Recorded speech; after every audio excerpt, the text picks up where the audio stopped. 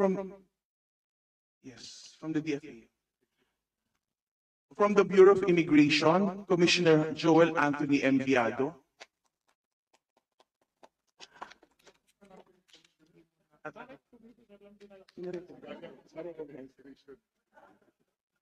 Attorney Homer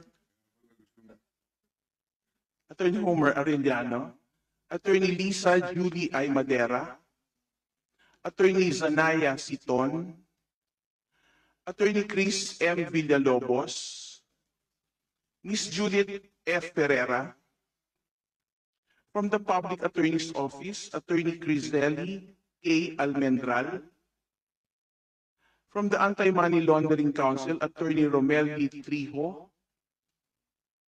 Attorney Eileen S. A. Guerrero Lapus, Attorney Eileen Carla Y. Carpio, and Attorney Anjo Cruz.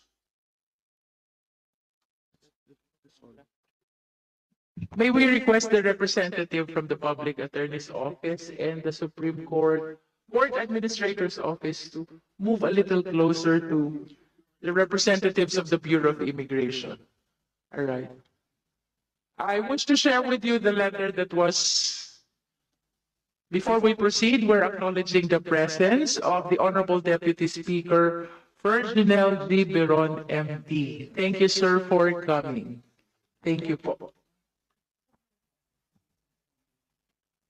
The chair wishes to share to the committee the letter that was sent to us by the Department of Justice, which explains their inability to attend in our today's hearing.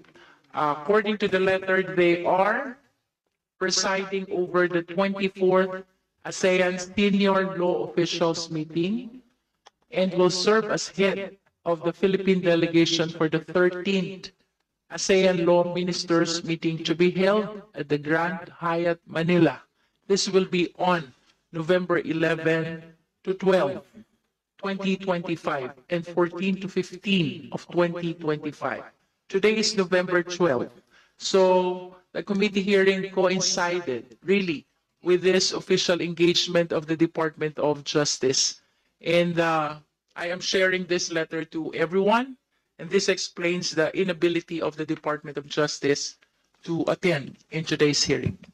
Mr. Chairman, I could not understand. Yes, it's right that we have this particular conference coming, but there should be at least a representative because this is very, very important. We have the immigration bill, the court also, the new courts also, and likewise the extradition treaty.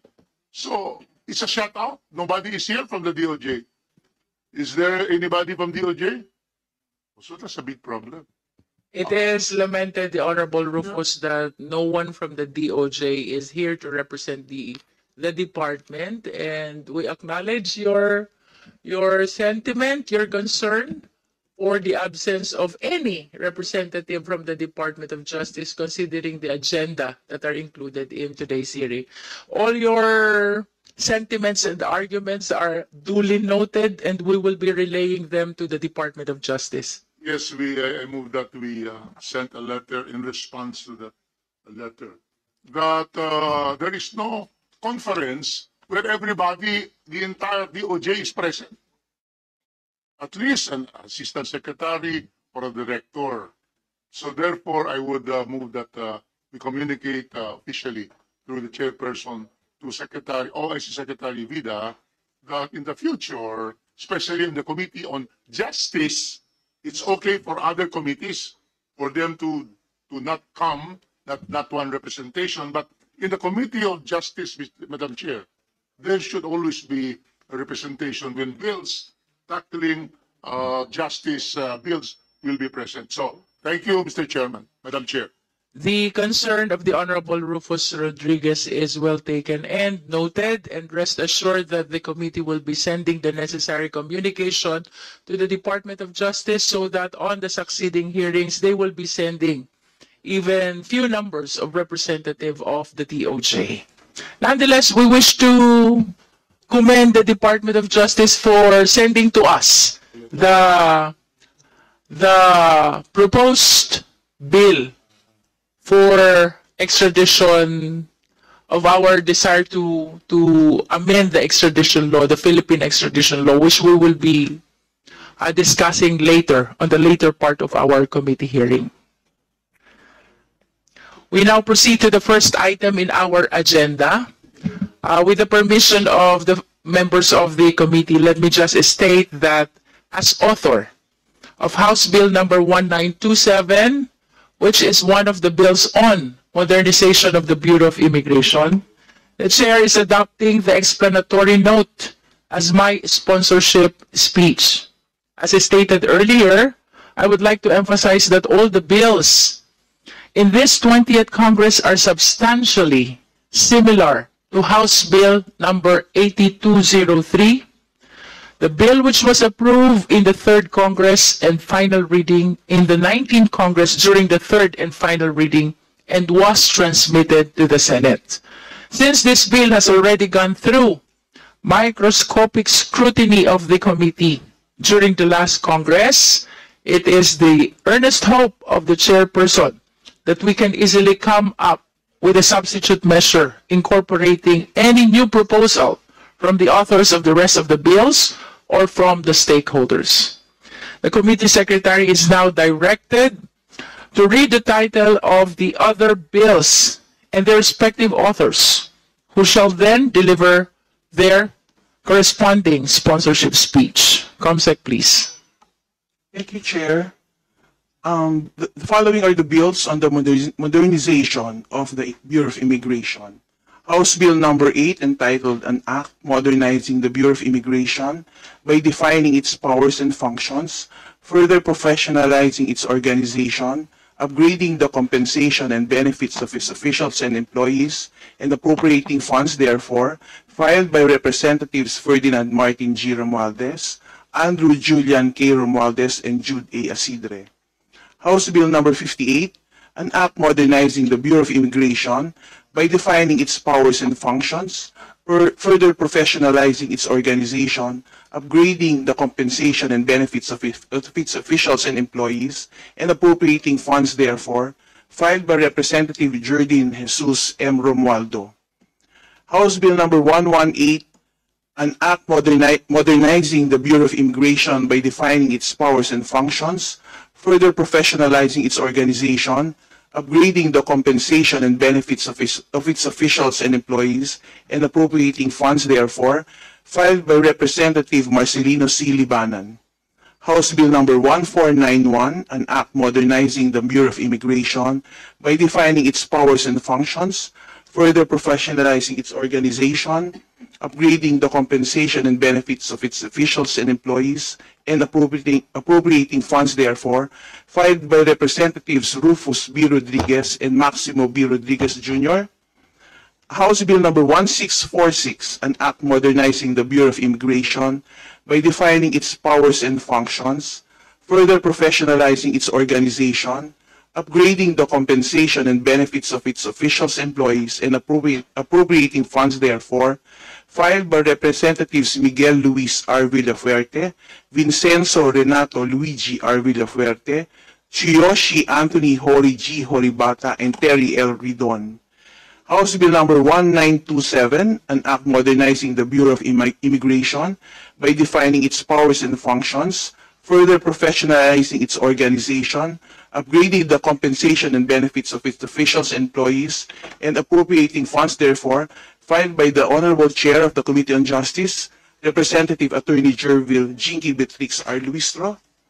House Bill number 2685, an act modernizing the Bureau of Immigration by defining its powers and functions, further professionalizing its organization, upgrading the compensation and benefits of its officials and employees, and appropriating funds therefore, filed by Representative Jaime Eduardo Mark D. Cojuangco. House Bill number 3229, an act modernizing the Bureau of Immigration by defining its powers and functions, further professionalizing its organization, upgrading the compensation and benefits of its officials and employees, and appropriating funds therefore, filed by Representative Emilio Bernardino L. Yulo. House Bill number 3599, an act modernizing the Bureau of Immigration by defining its powers and functions, further professionalizing its organization, upgrading the compensation and benefits of its officials and employees, and appropriating funds therefore, filed by Representative Jeffrey P. Ferrer. House Bill number 4834, an act modernizing the Bureau of Immigration by defining its powers and functions, further professionalizing its organization, upgrading the compensation and benefits of its officials and employees, and appropriating funds therefore, filed by Representative Jonathan T. Flores. And finally, House Bill number 5153, an act modernizing the Bureau of Immigration by defining its powers and functions, further professionalizing its organization, upgrading the compensation and benefits of its officials and employees, and appropriating funds therefore, filed by Representative Yeda Marie K. Romualdez. Thank you, Comsec. Before we proceed to the sponsorship speech of the various bills on modernization of the Bureau of Immigration, we would like to acknowledge the presence of the Honorable Representative Audrey K. T. Zubiri from the 3rd District of Bukidnon. Thank you, Congresswoman, for coming. Now, we recognize the authors of House Bill number 8 or any of their representative who might be present. This is sponsored by Representatives Ferdinand Martin G. Romualdez, Andrew Julian K. Romualdez, and Jude A. Asidre. Madam Chair. The Honorable Minority Leader Nonoy Libanan is recognized. Thank you, Madam Chair. The Honorable Judas Cedric called me and he's in a meeting, so he just requested me to sponsor also this House Bill number 8. Thank You may Madam proceed, Your Honor. Including my bill, Madam Chair. Of course, we are just the same. Your bill is the 3rd one. With the permission of the Honorable Romualdo, then you may sponsor them all together. House Bill number 8 and House Bill number 118. You may proceed, Maino. Thank you, Madam Chair. Madam Chair, I originally filed this bill in the 12th Congress. And when I was Commissioner of the Bureau of Immigration, this was approved by both houses. However, there was a bicameral conference committee meeting, and in that bicam, again, it was approved. In the ratification of this bill, the Senate approved this bill, but the House failed to approve it because it was the last day and there was no quorum, so that here we are again in this process. Madam Chair, this is a 1940 law that the Honorable Commissioner of the Bureau of Immigration is operating on, so that we would notice that this vintage law is no longer responsive to the needs of modern times, especially that we have already the internet, we have modernization with us. So that, Madam Chair, this, if my memory also serves me right, this is the first time that this is approved by LEDA, with the Legislative Executive Development Authority, where this representation sits. And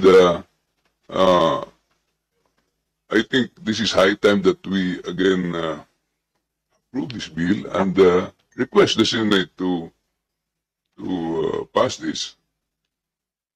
This measure seeks to introduce long overdue institutional and structural reforms. It will professionalize the Bureau of Immigration by upgrading positions, improving compensation, and providing better benefits and training for its personnel. These reforms are aimed at ensuring integrity, competence, and efficiency in the enforcement of our immigration and anti-human trafficking laws. Madam Chair, as you have stated, the other bills are quite similar, so that this representation will not object that we just create maybe a technical working group so that some fine-tuning can be done. And at the proper time, I move that we approve this bill. Thank you, Madam Chair.